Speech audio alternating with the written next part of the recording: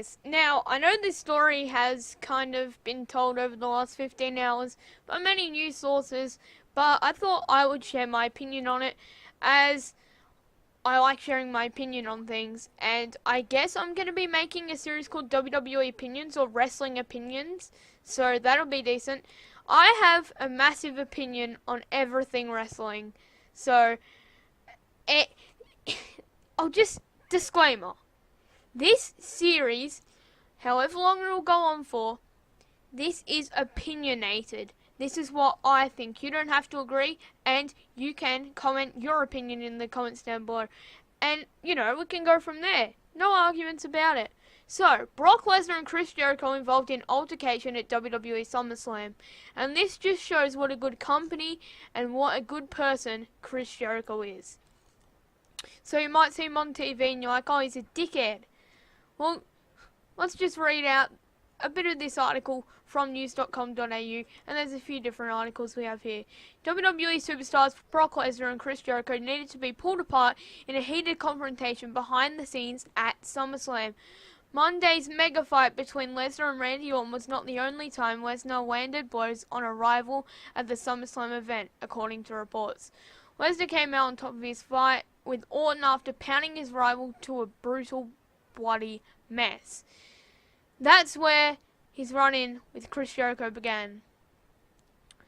Wrestling newsletter F4W Online has reported Jericho, the man known as the Ayatollah of Rock and Roller, yeah, because we all still call him the Ayatollah of Rock and Roller, anyway, was standing in the marshalling area behind the walkout stage of the Barclays Center in New York to check on the condition of Orton immediately after his fight was finished. That's just shows what a good guy is. As soon as the fight finished, he was there to check on Orton. Citing multiple sources, the newsletter reported Jericho asked WWE producer Michael Hayes if the fight had been arranged for Randy to receive such a body beating. When the producer refused to answer him, Jericho said that's bullshit. At the exact moment Jericho was announcing his discontent at the finish of the match, Lesnar walked into the staging area and heard Jericho's comment. Believing it to be an attack on him personally, Lesnar responded by telling Jericho to shut up. Another version of the fight claims Lesnar also called Jericho a pussy. The pair then stepped up into each other's faces and launched a heated screaming match that involved them locking foreheads before Lesnar shoved Jericho away. A conflicting report claimed that Jericho pushed Lesnar into a wall where they continued to wrestle. Lesnar proceeded to taunt Jericho to punch him or kiss him before they were separated by WWE legend Triple H, Paul Levesque. After they had been pried apart, the pair continued to verbally abuse each other and ran into a fight the second time before the confrontation was shot down by WWE boss Vince McMahon. McMahon reportedly ordered the pair to walk away and needed to remind Jericho to act like a professional. Triple H informed the WWE head honcho that Lesnar was responsible for starting the fight and claimed Jericho only acted to defend himself throughout the confrontation. Orton has since helped smooth the tensions by informing Jericho did play out according to plan. He was fully aware that Lesnar would unload a series of brutal blows, so he says, well, there we go. Damn. You can't really tell in the whole thing if it's real or fake. Because, yeah. Anyway. Lesnar's win over Orton comes after he was caught up in a doping scandal at UFC 200 where he fought Aussie Mark Hunt but then tested positive to a banned substance. Which Mark Hunt actually posted a photo about calling him a massive drug cheat and an asshole and a dickhead and all that. Good on you, Mark Hunt.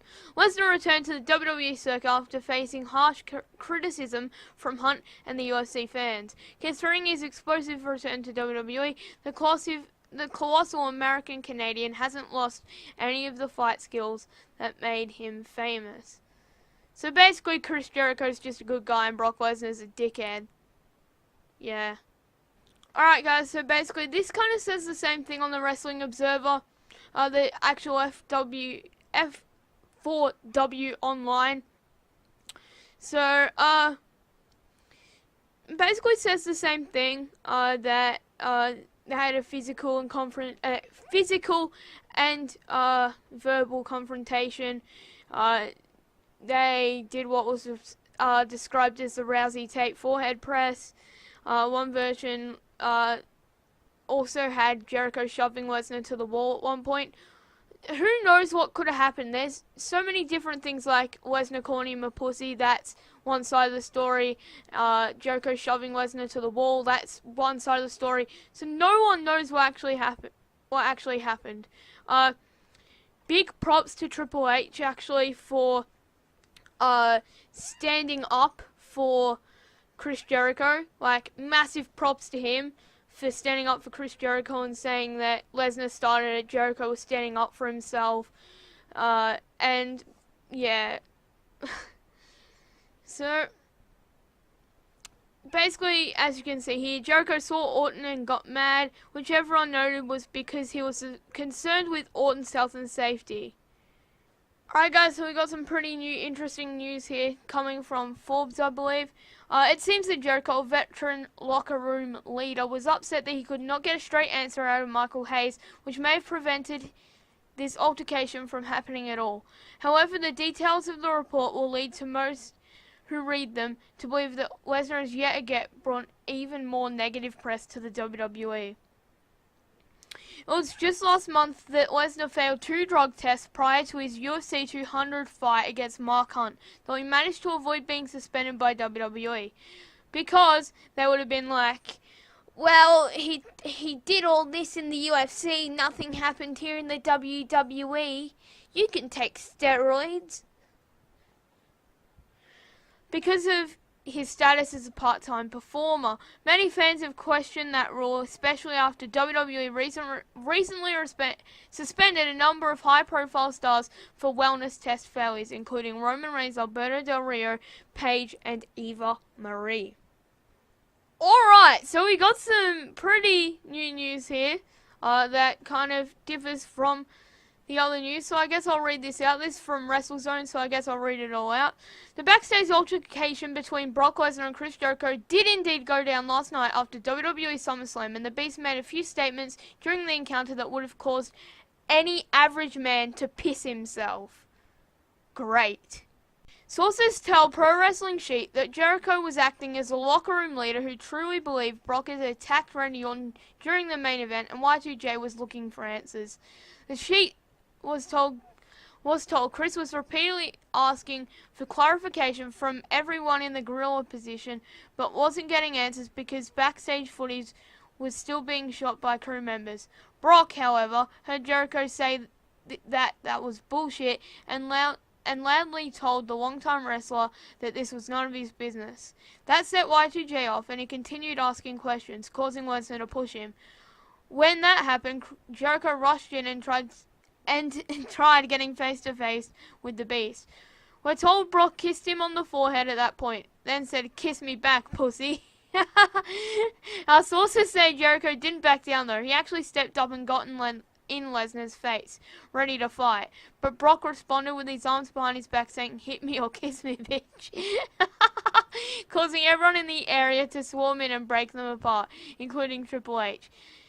Things didn't calm down though, and Vince eventually rushed in to usher Brock away while yelling at Chris to be more professional. Jericho fired back at his boss, saying Lesnar was the unprofessional one who started shooting on his co-worker, to which Vince replied, "It's work! What's wrong with you?" implying the job was planned in some way. I can imagine Vince saying that. Shortly after, the two sides went their separate ways backstage. One source tells us that they believe Jericho had all the right intentions, but many believed he handled things completely wrong due to his role as the longest tenured members of the roster.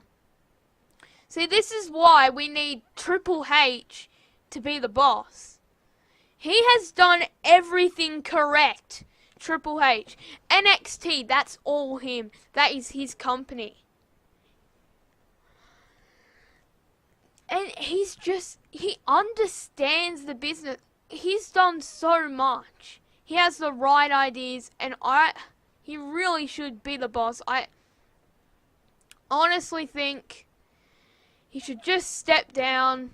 Vince, he can still be involved in the business, of course, but just make Triple H that main guy, the boss. Because Triple H still has, I think he's about the age that Vince McMahon was when he got in charge, but don't quote me on that, please don't. Triple H could just do so much more and basically push in the right direction. But I still think Vince should be involved as well, because we always need that Vince McMahon in wrestling, whether it's I think it was Vincent J. McMahon, Vincent Kennedy McMahon, not Vince. Was it Vince? I don't know. It wasn't Vincent, was it? I don't know. I don't really care. So we always need a McMahon in the business. And of course we still have Stephanie and Shane. And basically Triple H is kind of married into the family. Triple H is basically a member of the family, really. I just think he should be the one taking over. This has turned into a whole different topic. But it all stemmed from that bit of leadership that Triple H took up, standing up to Vince McMahon.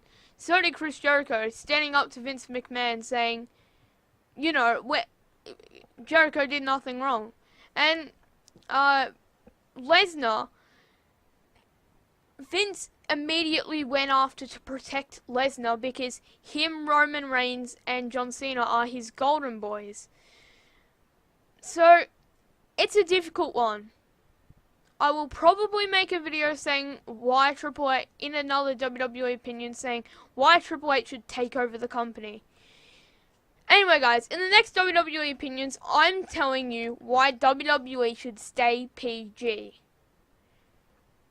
I might get a lot of hate, I might get people understanding it, but hopefully I can tell you why WWE should stay PG. Anyways guys, I'll be catching you next time. Peace.